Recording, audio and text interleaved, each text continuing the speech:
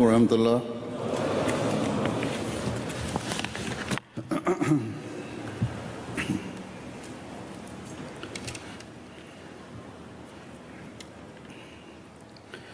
أشهد أن لا إله إلا الله وحده لا شريك له وأشهد أن محمدا عبده ورسوله أما بعد فأعوذ بالله من الشيطان الرجيم بسم الله الرحمن الرحيم الحمد لله رب العالمين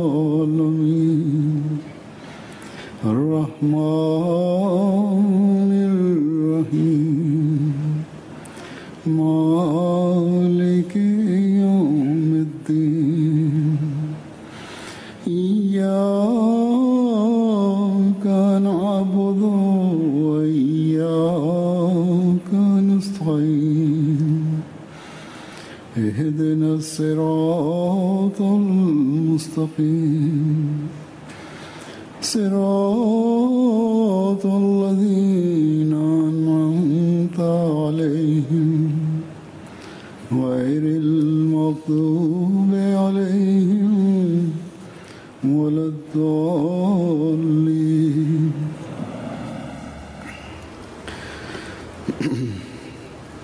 आज अल्लाह ताला के फजल से जमात अहमदिया बरतानिया का जलसा सालाना शुरू हो रहा है।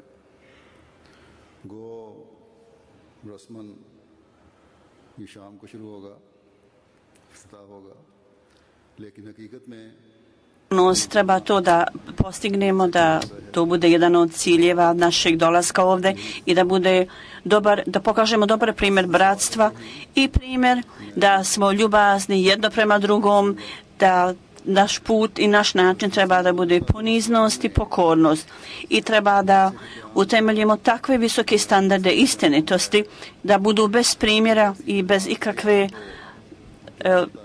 i neuporedivi.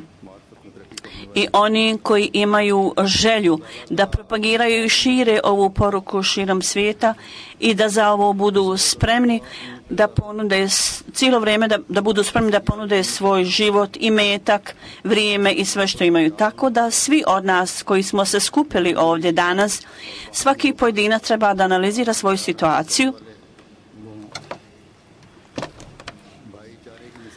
da poslije ove teškoće putovanja mi smo se ovdje okupili. Iako su u ovo doba mnoge mogućnosti putovanja, međutim temperament, narav ljudi je takva da oni osjećaju neudobnost putovanja. Putovanje uvijek izaziva neku neugodnost. Iako se priroda teškoće i putovanja promijenila, međutim put je put. Tako da ovi ljudi koji su radi toga da bi prisustvovali dželsi došli ovdje, treba da vodite računa o ovim stvarima.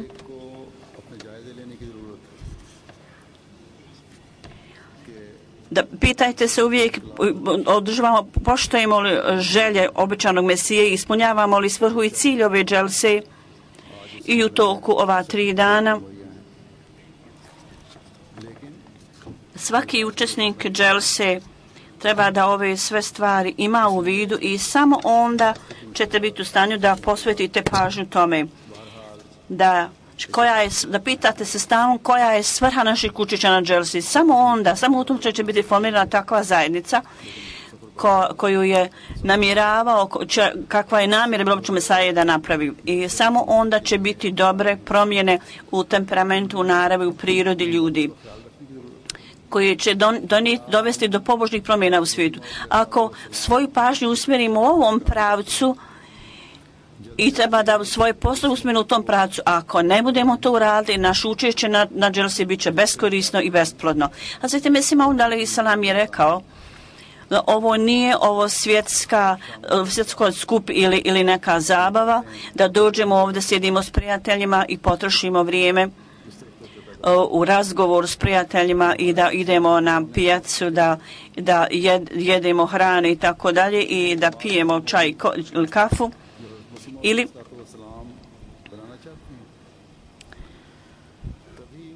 ili da kupimo stvari iz Pakistana ili Indije i tako dalje. Jer sve ove stvari su omogućene na jednom mjestu i da to iskoristite da koristite tu mogućnost. Neki ljudi kažu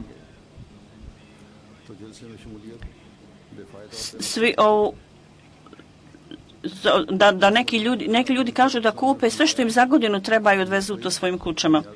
Zato što sve ove stvari su dobrog kvaliteta i na raspolaganju su po jeftinoj cijeni i ne trebaju mnogo da se brinu o tom. Huzur kaže, međutim, ako je ovo vaša svrha, onda ste izgubili sve dobre nagrade što prisustujete na ovoj dželsi. Ove stvari su uglavnom sve na raspolaganju i na drugim pijacama za vrlo malu razliku u cijeni. Ljudi koji su došli ovdje,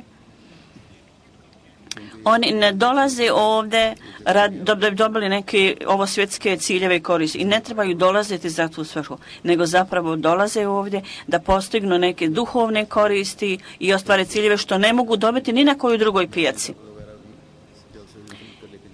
I ovo je jedinstvena riznica i dragocjenost. Ovo je bez cijene.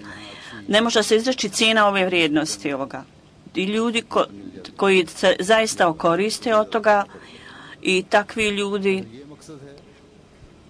oni se koji se od ovoga, takvi ljudi progledaju su od siromašnih bogate ljude. Ove riznice koji su nama date od obećanog Mesija alejhi selam, kojim je dao obećan Mesija alejhi selam, i raspodjela toga je učinjena kroz razne programe. Mi širimo te dragocjenosti kroz razne programe i bit će urađeno.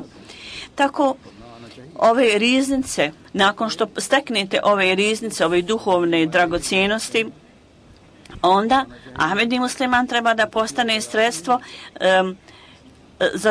da zasite žeđ i glad drugi ljudi.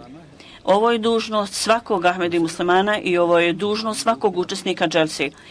Da ako je bilo ikakvog manjkavosti u njegovom razmišljanju ili neke slabosti, druge ili nije mu bila potpuno jasna stvarna priroda svrhe i cilja dželsi, sada oni treba da svoje mišljenje učine u skladu sa mišljenjem obećanog Mesija alejhi selama i onim što je on rekao. I treba da dobijete maksimalnu korist od dželsi. Ovog puta obećan Mesija alejhi selam je za učesnike na dželsi i za džemat želja i ono što je on želio, što je spomenuo. Obećan Mesija alejhi selam, ja ću reći nešto o tome. Koju je vrstu Ahmedi muslimana obećan Mesija želio, želio da budemo. I kakav džemat treba da postane od takvih ljudi, kakva je bila njegova želja. Gledajući na njegove izjave, njegove govore, zatim Mesija alejhi selama, iako riječ u potpunosti neće biti doslovno njegova, ja ću navesti šta je on u osnovi rekao. Ove izjave koje on uputio učesnicima dželse, ja ću to predstaviti. On je zapravo dao jedan okvir i upute za postupke, za naše ponašanje, koji su garancija za popravljanje vašeg života na ovom svijetu i na budućem.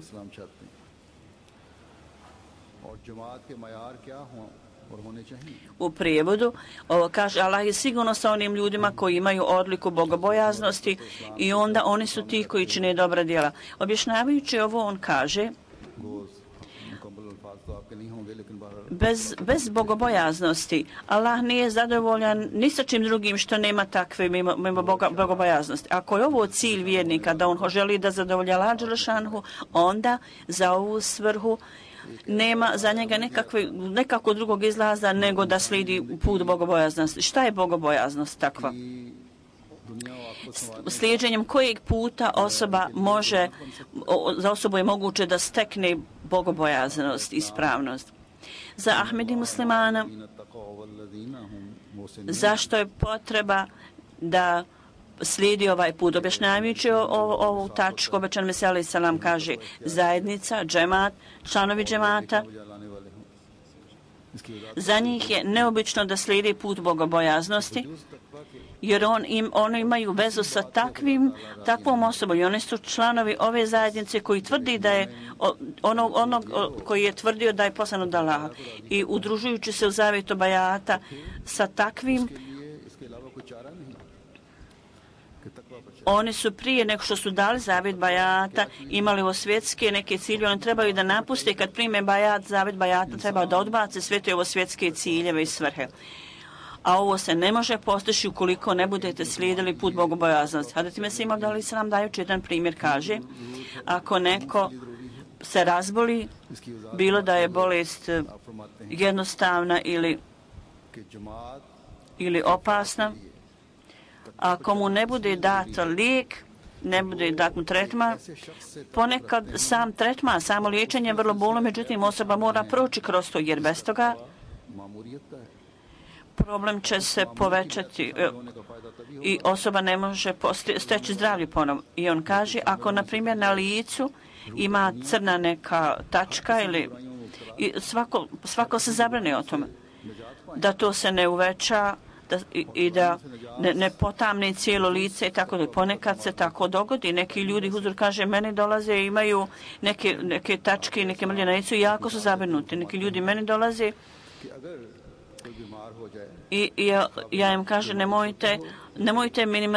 nemojte olako uzimati takve male stvari. Tako isto i sa bogobojaznošću.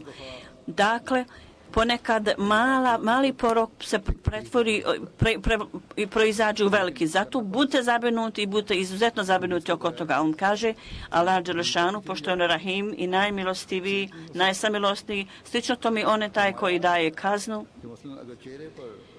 i on gleda na zajednicu. Tvrdnja ove zajednice je nešto drugo. Vrlo visoke tvrdnje oni iznose, međutim, zapravo oni ne udovaljaju tom, ne drže se toga. Zato je neophodno da reformišete, popravite svoje načine života. Ovo je obaveza svakog pojedinog Ahmedi muslimana. Ovo je veliko upozorenje u ovoj tvrdnji koju je obećan Mesija dao. U ovo vrijeme naporno molite Allah, ovo je prilika da činite ibadet, da Allah dželešanu učini da budete onakvi kako Allah dželešanu želi od nas da budemo. Danas, mi kad gledamo stanje muslimana, onda treba da se još više zabrinemo. Oni nisu u stanju, nemaju nekakve sposobnosti i njihovi postupci su takvi da molim Allah da ih Allah dželešanu ne dovede pod svoj gnjev.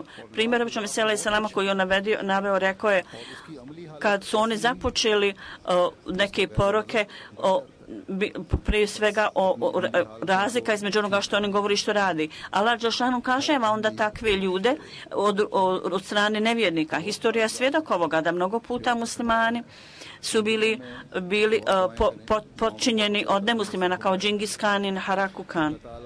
Oni su uništili muslimane,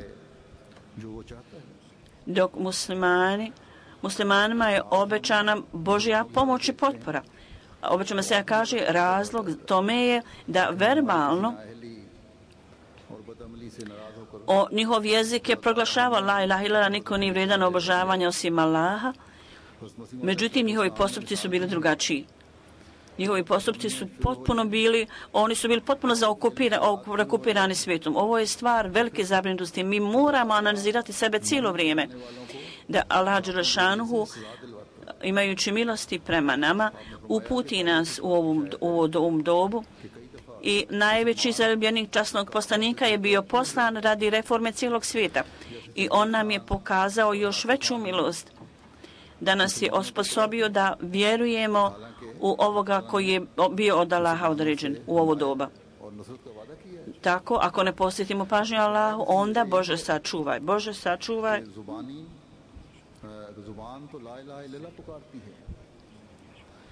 Da nas Allah sačuva, da ne padnemo u isti ovaj zahvat kazne kojim u koji su uhvaćeni i idu ovi ljudi koji nisu jednake riječi i djela.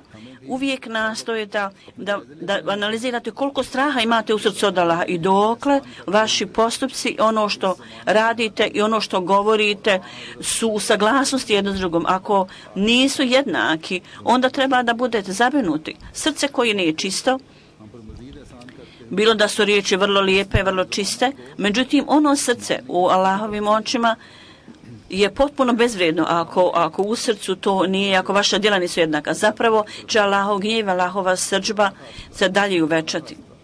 I ovi ljudi su došli meni, ovi članovi moje zajednice su došli meni da se reformišu i njihovo sjeme treba da izraste kao veliko drvo. Tako da svaki pojedinac treba da analizira i zamisli se nad svojom situacijom kakvo je njihovo ponašanje i vladanje i kakvo vam je unutrašnje stanje. I on kaže, ako naša zajednica, naš džemat samo bude takav da jezikom nešto drugo govori, a u srcu im je nešto drugo, onda on neće biti nikakva pobožan kraj, takva osoba neće imati pobožan kraj. Allah dželešanu uvijek gleda na vas.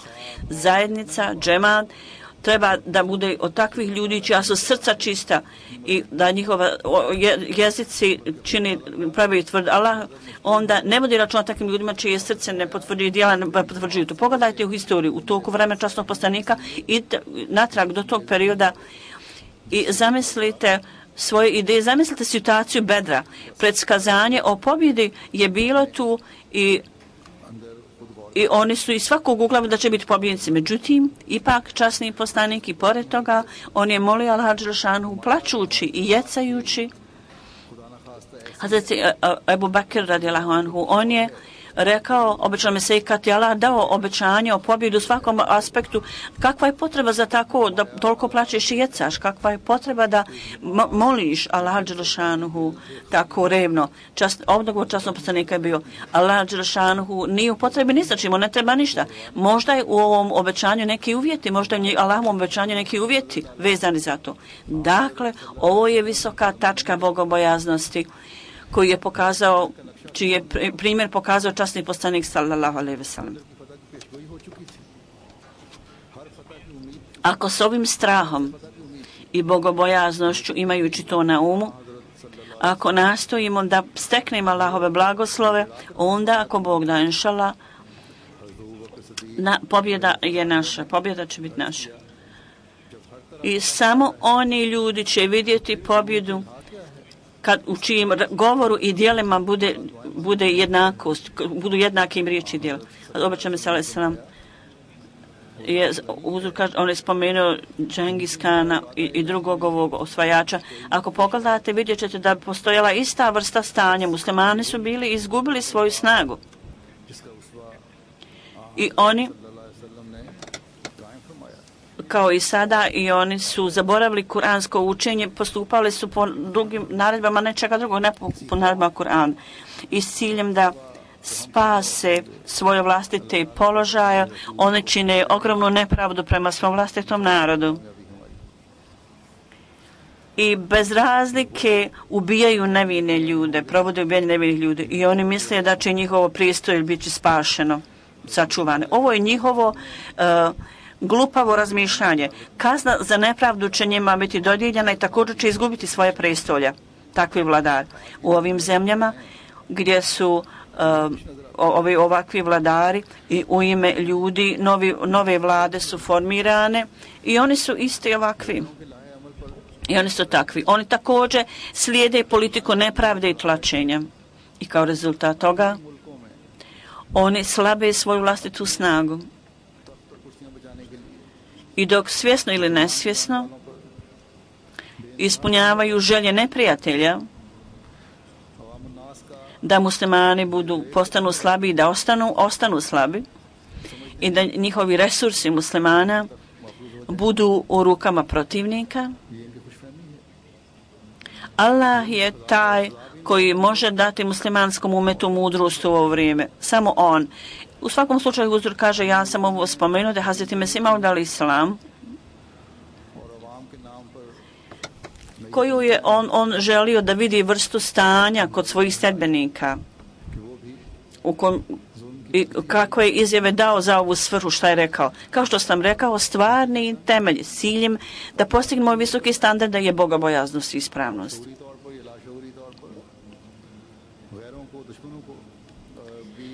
I dalje objašnjavajući ovaj predmet, on kaže, uvijek treba da gledamo da koliko smo napretka napravili u čistoći i pobožnosti. Standard za ovo je zapravo časni Kur'an. Da je Allah Đelešanu spomenuo odliku bogobojaznosti u Kur'anu i Allah je spomenuo jednu odliku, da Allah Đelešanu uvijek izbavlja bogobojaznu ispravnu osobu iz loših stvari ovog svijeta i on postaje potpuno odgovoran za to.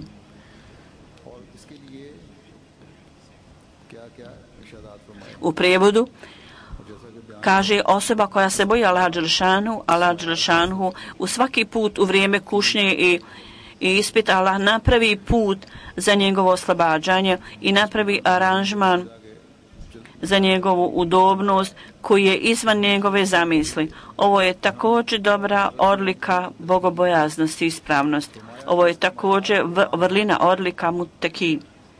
Da on nikada ne bude stavljen u potrebu za onim stvarima koji su beskorisni, on nikada nema potrebe. Možda jedan trgovac misli da nekada koristeći neistinu da može tako obavljati svoj posao. I zbog toga on se ne uzdržava, ne prestaje da govori laž i nalazi izgovore da govori laž. Međutim, ovi izgovori su potpuno pogrešni. Allah Đelešanu postaje zaštitnik ispravne bogobojazne osobe. On štiti takvu osobu. I on vodi brigu o onim stvarima koji su za njega obavezujuće. I on kaže, zapamtite, kad neko napusti Allah, onda Allah Đelešanu ostavi takvu osobu.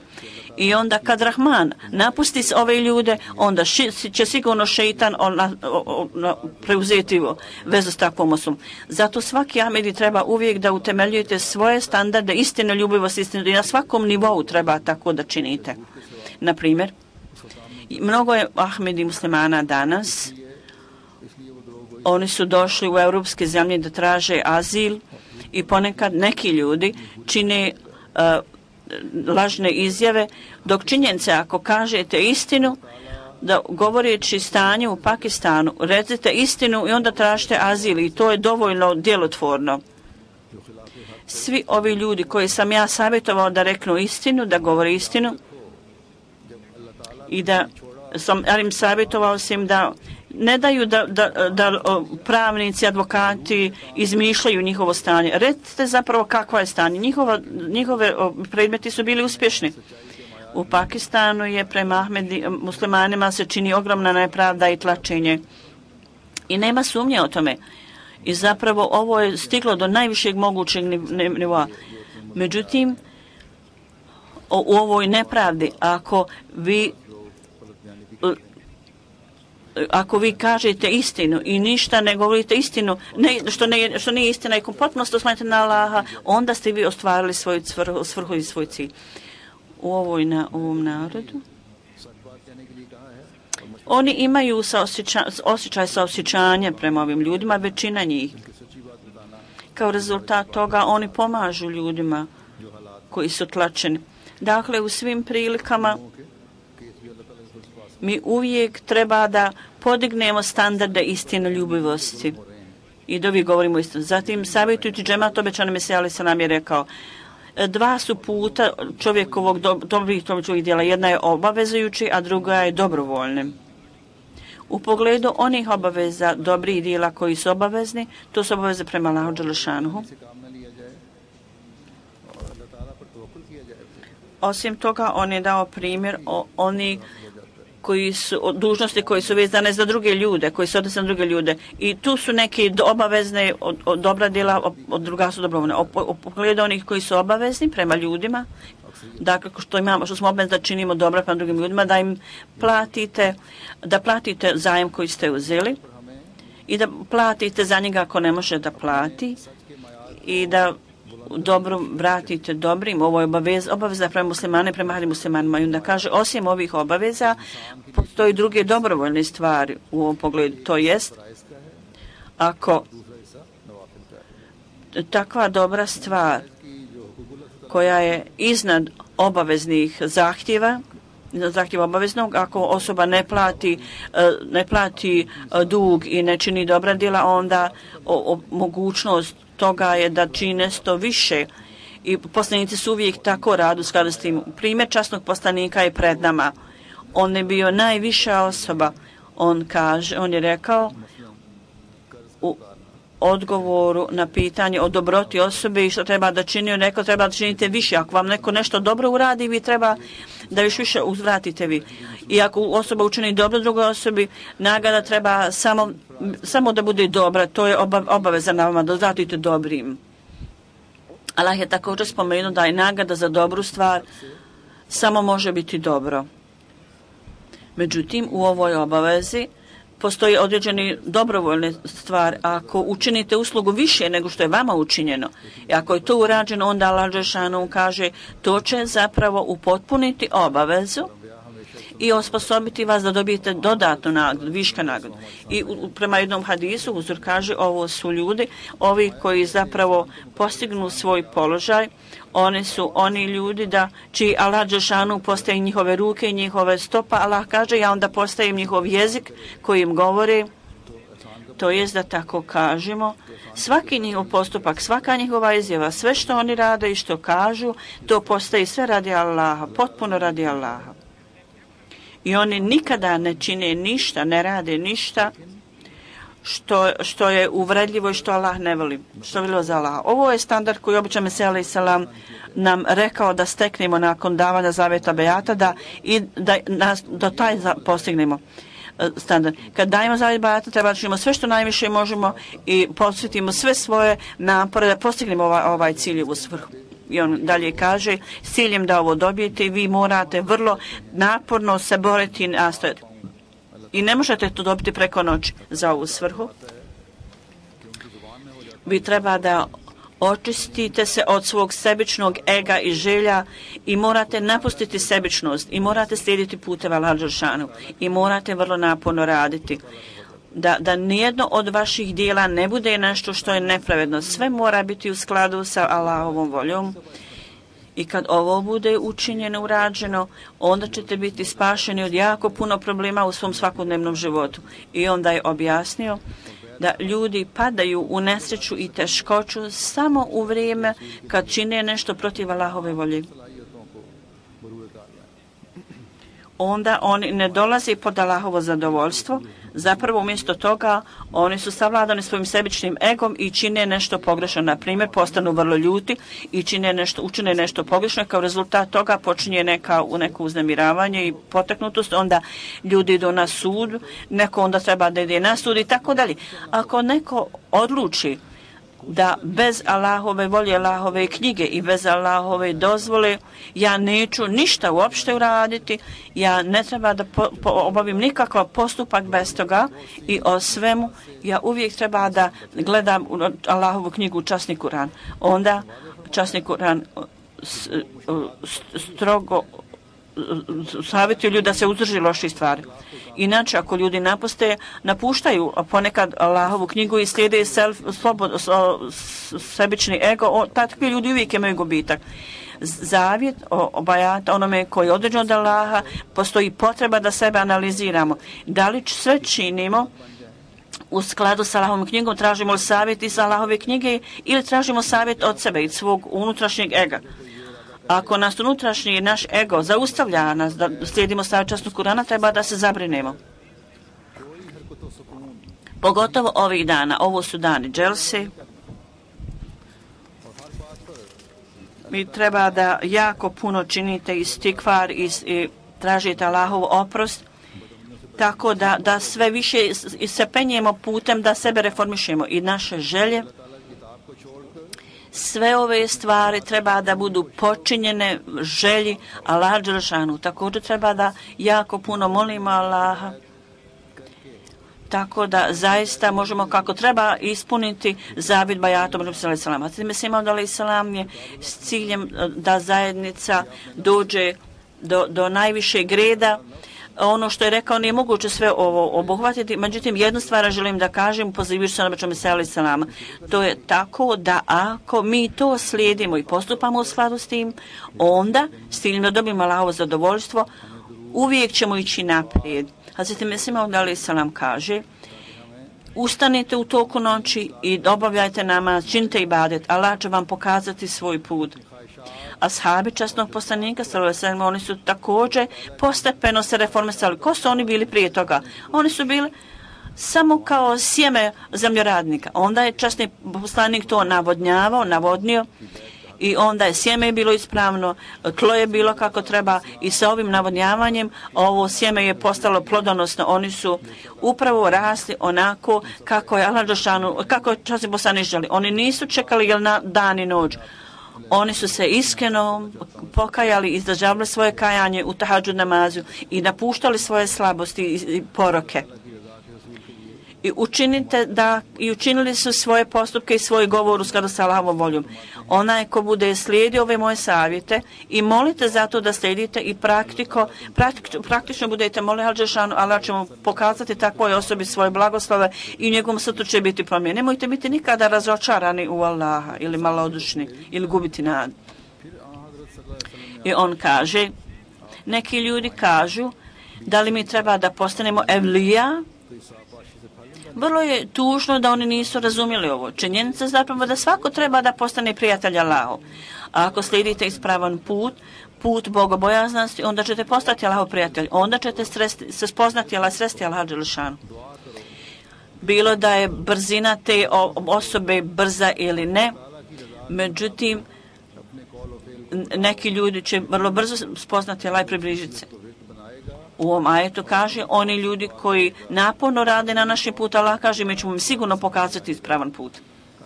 Tako on kaže, sve ove stvari koje sam ja danas spomenuo, zapamtite sve ove stvari. Ovo su, sav spas ovisi o ovome.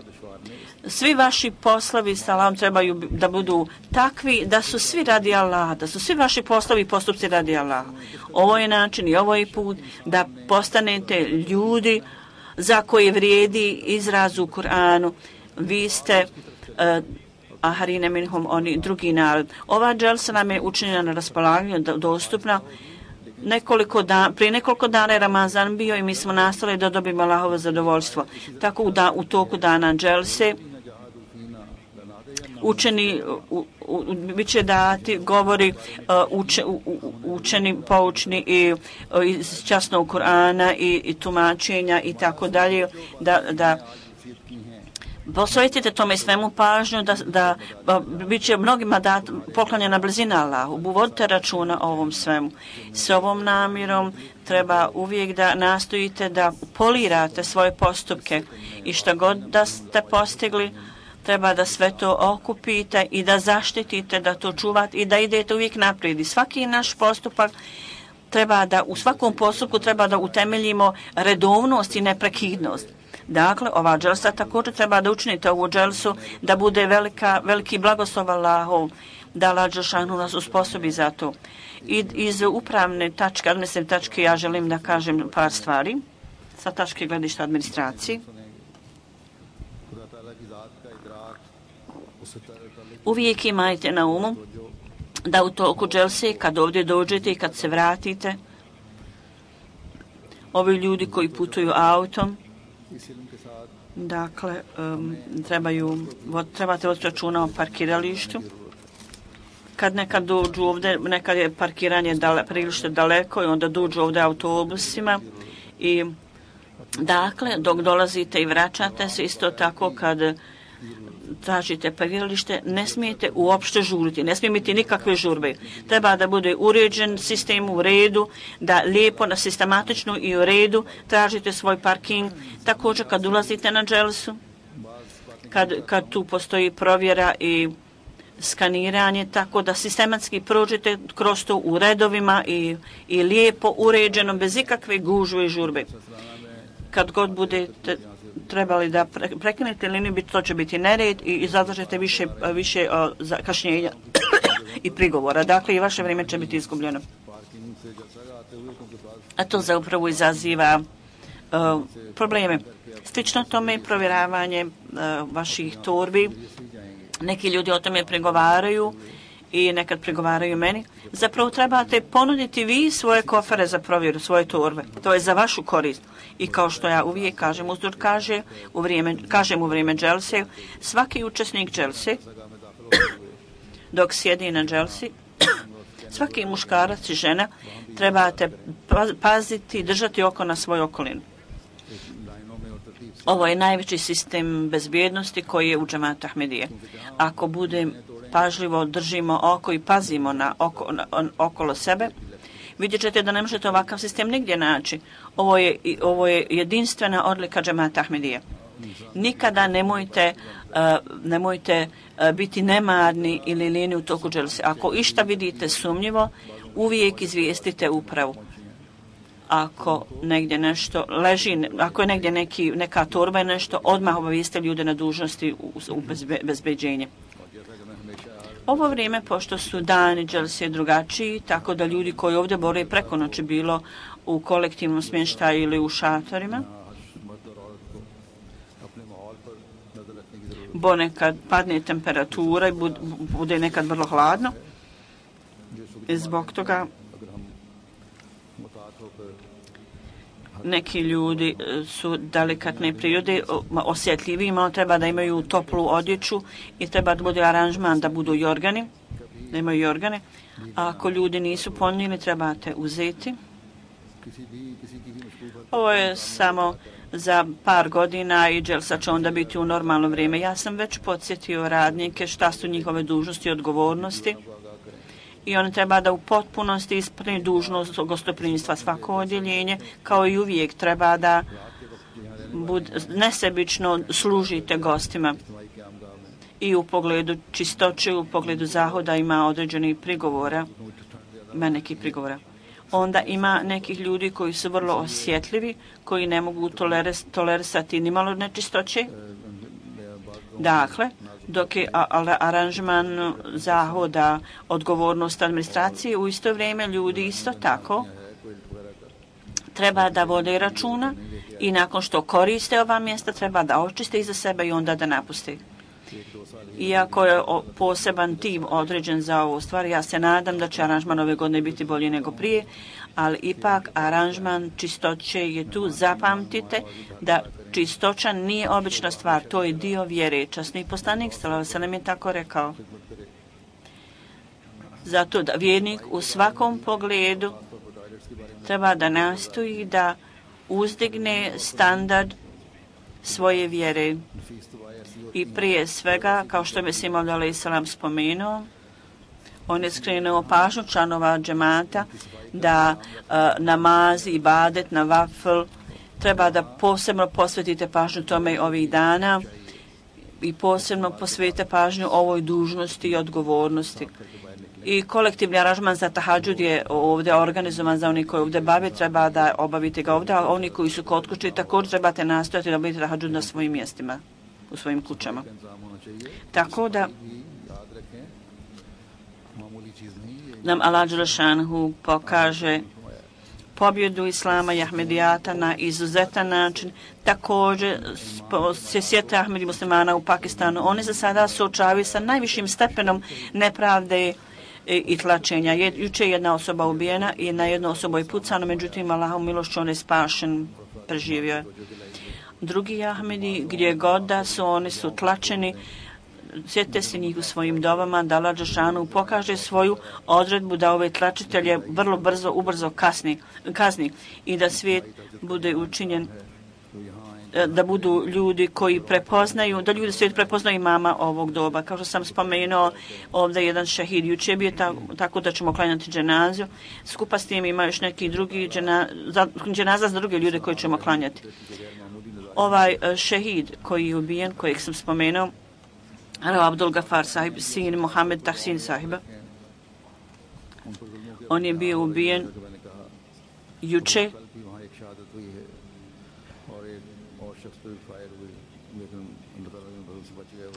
On je bio u školi u Čakivaru gdje je radio.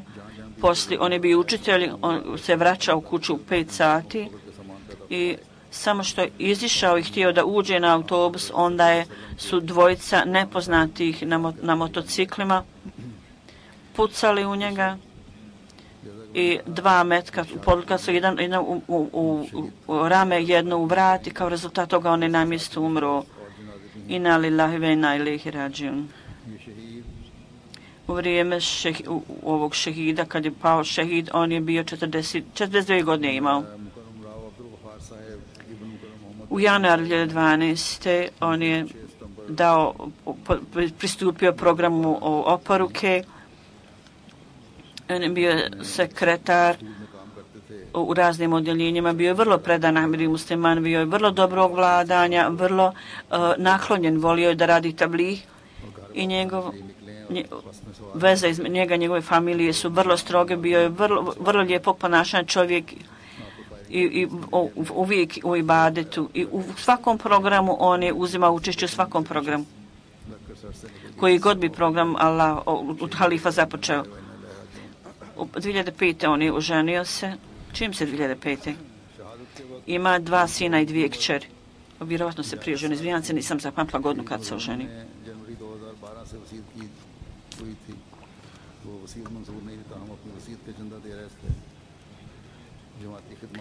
1988. kad su vidjeli kraj sudbine Zijalova Haka, njegova majka je već bila Ahmedi i kroz nju zapravo je Ahmedija bio predstavljen cijeloj familiji i njegova sestra kaže, prije 8 godina ona je vidjela u snu kako je njen brat bio pucan u njega kako umru. Kad sam mu došla bliže, bio je živ. Huzur kaže, ovo je položaj šehida koji je Allah pripremio za njih da šehidi ne umru. Nikad nemojte smatrati da su oni mrtvi, oni su živi, ali vi ne znate, Allah kaže. Slično tome, njegova čerka i žena su također vidjeli sličan san imale. Vidjeli su da je on bio ubijen. Njegova žena kad je navela svoj san, on je rekao, a kad ja budem ubijen, nemoj plakati i jecati. I ljudi kažu, bio je Ahmedija jedan skup u Karači, on je govorio svojim kolegama i rekao je, svi moraju umrijeti, moja želja je da budem šehid.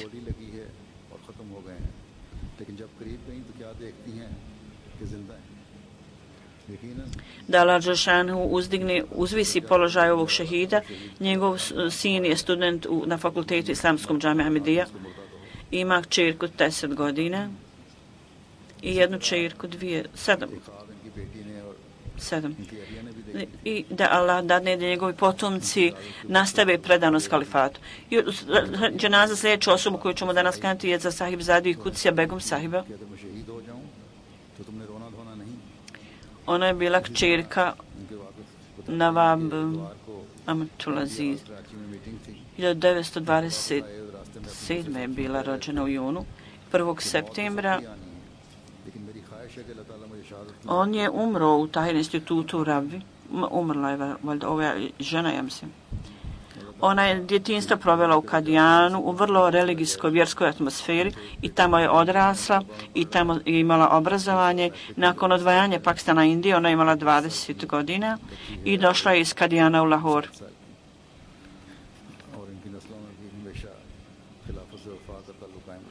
Tamo je služila džematu u odjeljenju, nisam zapamtila koji. Ona je bila kćerka Gulam.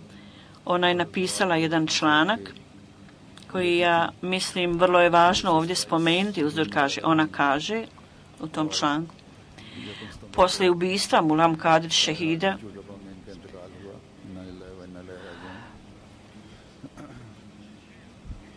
našla je neki papir vrlo uvrnuti, kaže bilo je nešto napisano, pokušala sam da pročitam, nisam mogla, tako da je samo pokušala da izrazi svoje osjećanja.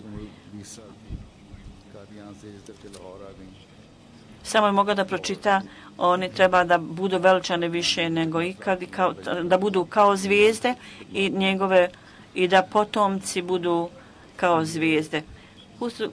To je moja želja da moji potomci budu takvi. Tako je ova žena napisala. Moje osjećanje, moja želja su da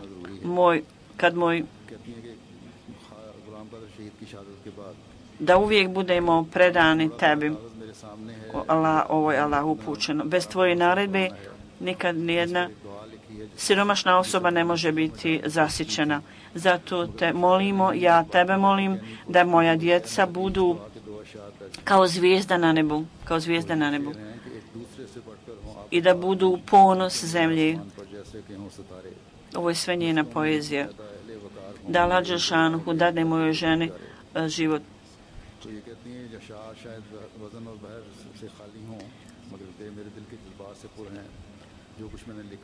I kaže ovaj dova njena, ona je rekla, bila je ova dova moja primljena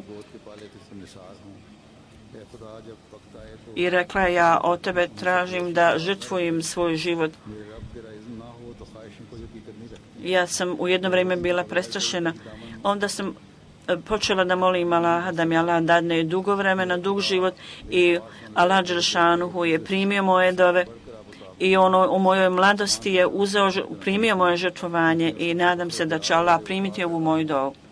U svakom slučaju, u vrijeme ubistva njenog sina ona je pokazala ogromno strpljenje.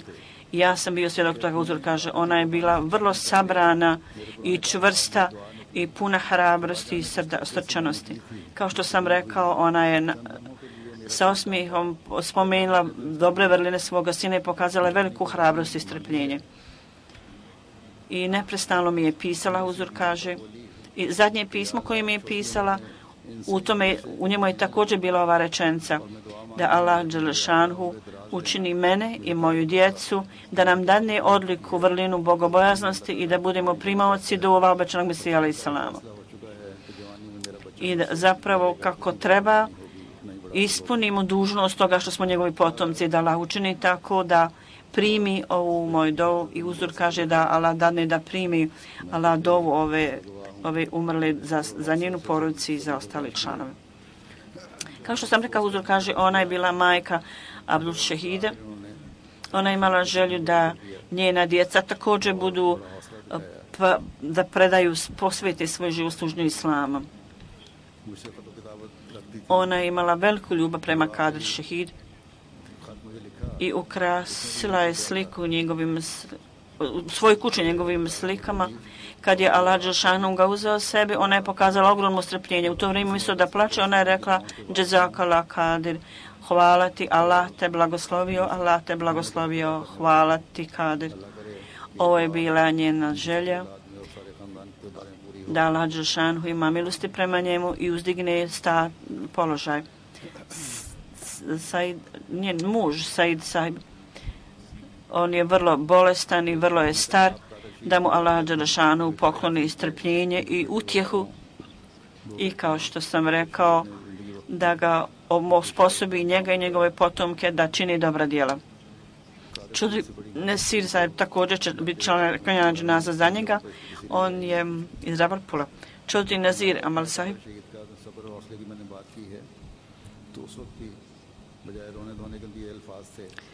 koji je bio Čudri Muhammed Nur Sahibov sin. On je tamo stanovao. 1933. je rođen i 28. augusta je umro. Bio je civilni inženjer u odjeljenju za navodnjavanje i agrokulturu. On je tamo radio. 67. je predsjednik Hudamul Ahmedija mladinske organizacije u džematu i onda od 83. do 2004. je bio emir of Parpur, služio je džematu. 2004. je došao u Rabu, iselio se u Rabu i 74. morao se suočiti sa protivnicima u Ravalpuru. I na jednoj stranici u njegovom dnevniku je napisano da 74. bila je veliko suprotstavljanje na džematu i u to vrijeme on kaže, ja sam bio u Ravalpuru sa svojim mlađim bratom zato što je on bio bolestan u to vrijeme i zbog nemira 74. ove hođe tamo.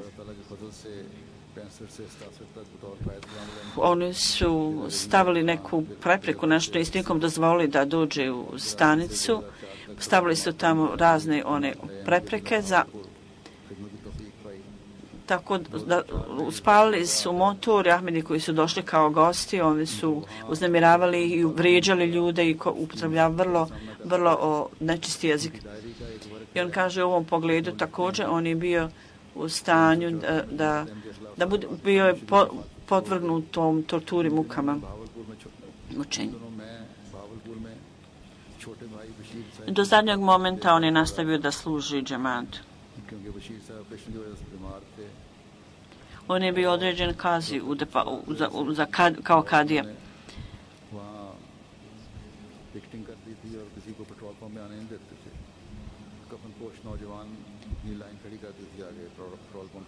I vrlo je bila bolna ova zadnja njegova bolest i teško podnošljivo. Huzur kaže, ja sam mu rekao da je vrlo teško podnijeti tu bolest. On je rekao, Huzur, ja ne mogu da obavljam svoje dužnosti zbog bolesti. I kaže, sad je Huzur mene odredio, ja ću to obavljati do zadnjeg momenta. On je bio, Huzur kaže, on je bio čovjek velikih vrlina, da Allah dželešanu uzdigne njegov položaj. I također, njegovim potomcima dadne da čini dobra djela. I zadnja dženaza, za zadnju osobu koju ću klanjati dženazu je Mukarem Mahmud Sahib iz Sirije. U predgrađu Damaska. On je bio ubijen zbog ovih nemira koji su tamo u Siriji. I njegovo mrtvo tijelo nije moglo biti locirano na početku, tako da je 30. augusta njegovo tijelo nađeno.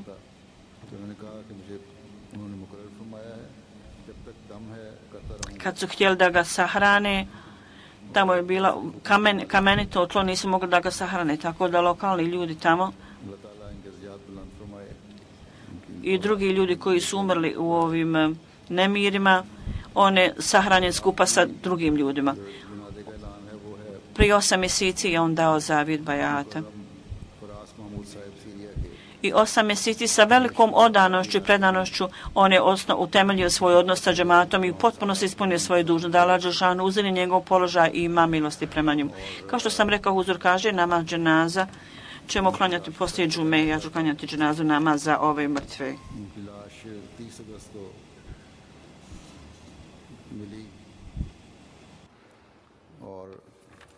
जब दफनाने की कोशिश की गई तो ज़मीन पथरीली थी, इसलिए दफना नहीं सके, कब्र नहीं खोद सके थे। अगले दिन फिर वहाँ के रिहायशियों ने जो बाकी इस फसाद में जो मरने वाले थे, शहीद होने वाले थे, उनको दफनाया, तो इनको भी वहाँ दफना दिया गया। इन्होंने 8 महीने पहले बैत की थी, 35 साल इनकी उम्र थी, मजदूरी करते थे और 8 महीने में बड़ी वफा से इन्होंने अहमदियत के साथ ताल्लुक़ और बैत के ताल्लुक़ को निभाया है।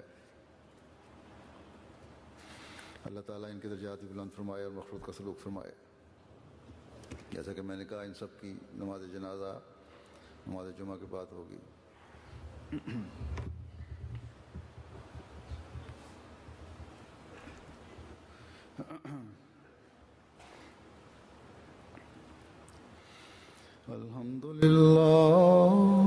अल्हम्दुलिल्लाह नहमदुहु व नस्तईनुहु व नस्तगफिरुहु व नुमिनु बिही व नतवक्कलु अलैहि व नऊज़ु बिल्लाहि मिन शुरूरि अनफुसिना व मिन सय्यिआति अमालिना मन यहदिहिल्लाहु फला मुदिल्ल लहु वमन युद्लिल फला हादिय लहु वनशहदु अल्ला इलाहा इल्लल्लाह वनशहदु अन्ना मुहम्मदन अब्दुहु व रसूलुहु इबादल्लाहि रहिमकुमुल्लाह इन्नल्लाह यअमुरु बिल-अद्लि वल-इहसानि व ईताइ ज़िल-क़ुर्बा وينهى عن الفحشاء